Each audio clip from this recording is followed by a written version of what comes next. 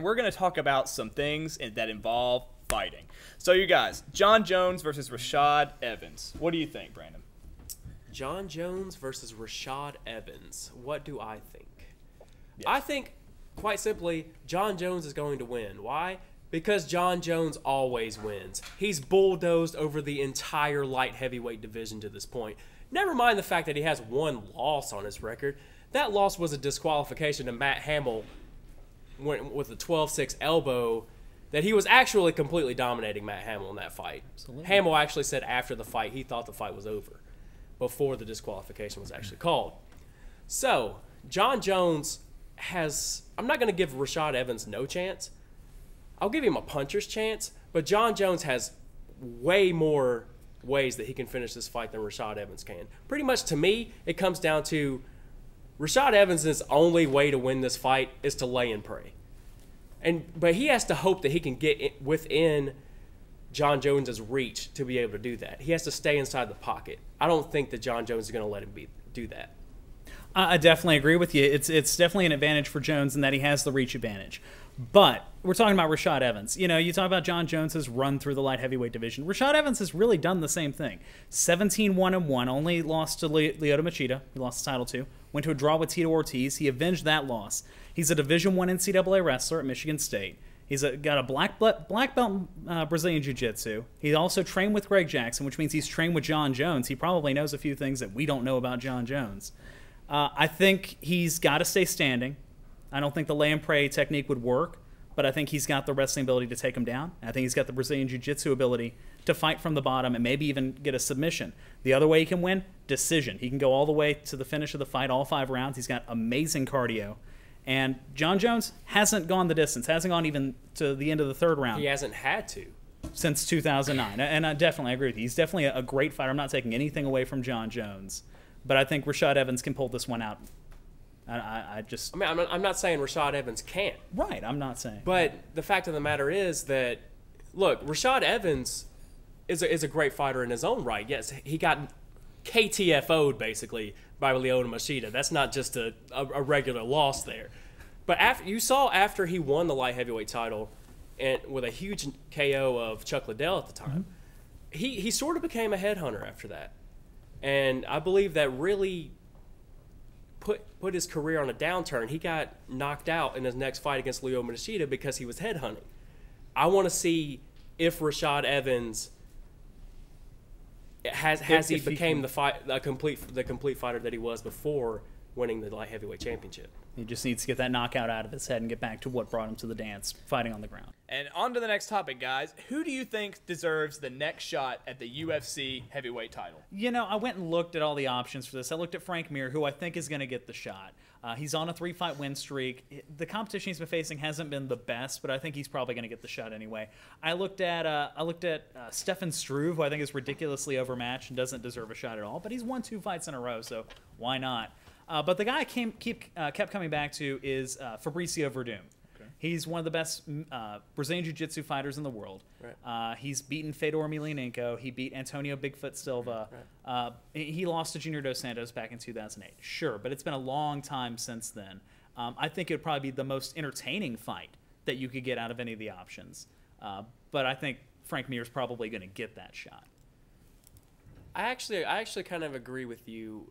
That entire card is pretty much nothing but heavyweight fights. So if you move Frank Mir from his fight with Cain Velasquez, well, then you need someone to fight Cain Velasquez. If you move another fighter, it's a domino effect. And it's a very shallow division to begin with. It absolutely is.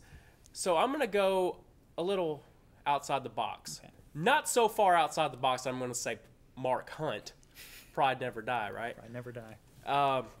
But ever since Zuffa acquired Strikeforce last year, you've seen that Dana White and the Fertitta brothers really don't care much about Strikeforce. They took away their light heavyweight champion in Dan Henderson, their welterweight champion in Nick Diaz, and so they have their heavyweight Grand Prix that they've got going on right now.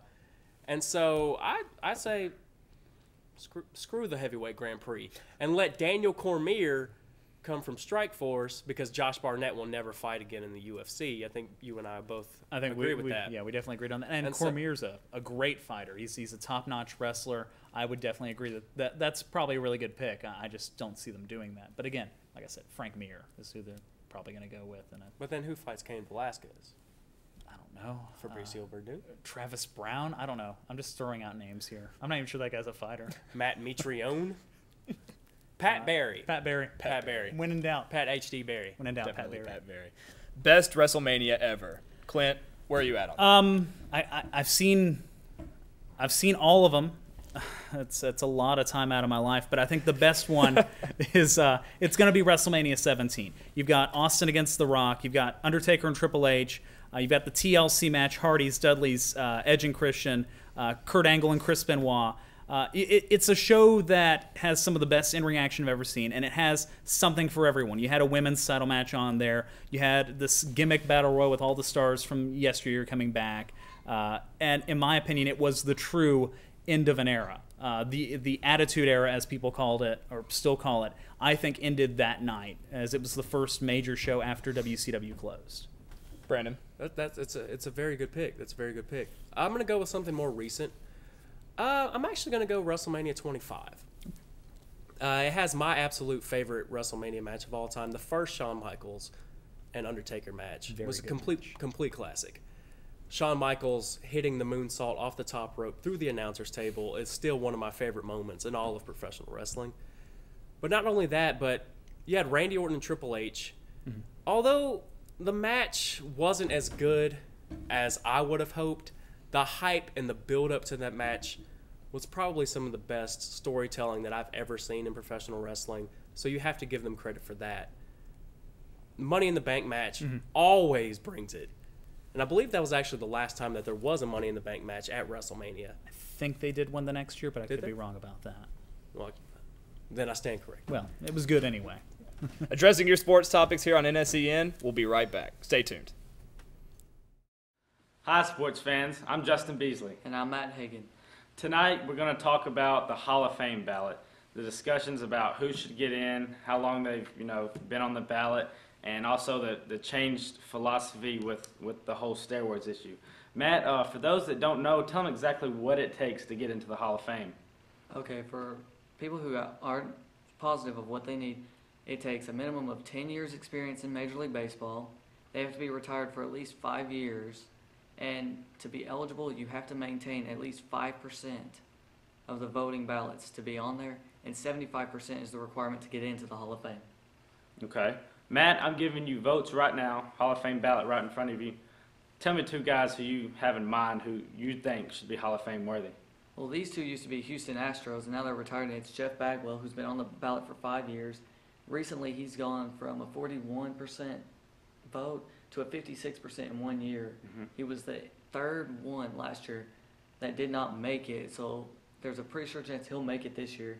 He's one of the top 3 in the NL, and Craig Biggio, his former teammate, is getting his first chance at the ballot this year. He's in the 3,000 hit club, which is still hard to get in these days, unless you're Ichiro Suzuki, who can hit 100 base hits every single season. Yeah, consistently.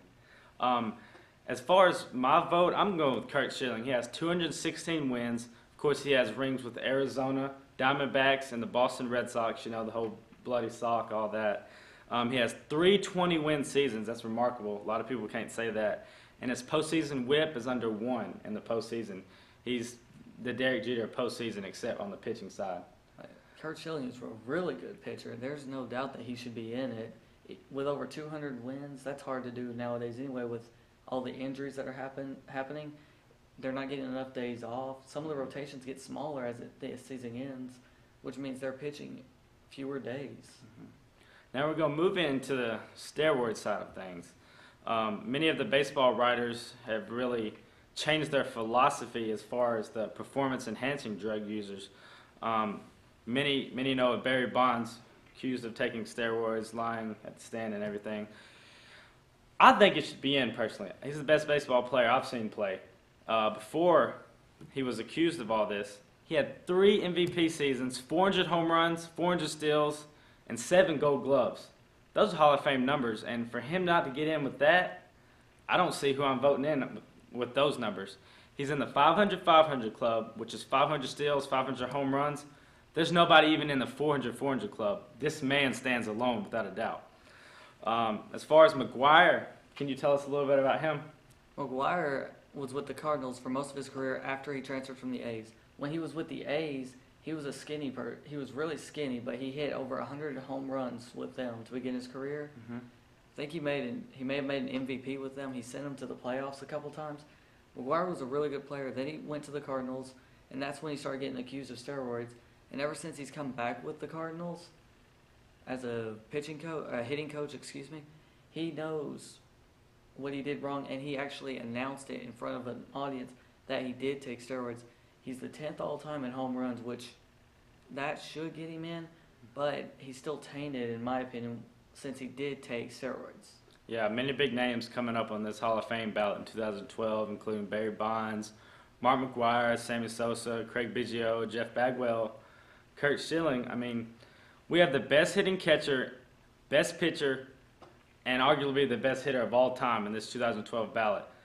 If these guys don't get in, it brings up future questions for stars like A-Rod and other stars who are accused of taking steroids, and even more importantly, the relevance of the Hall of Fame in general.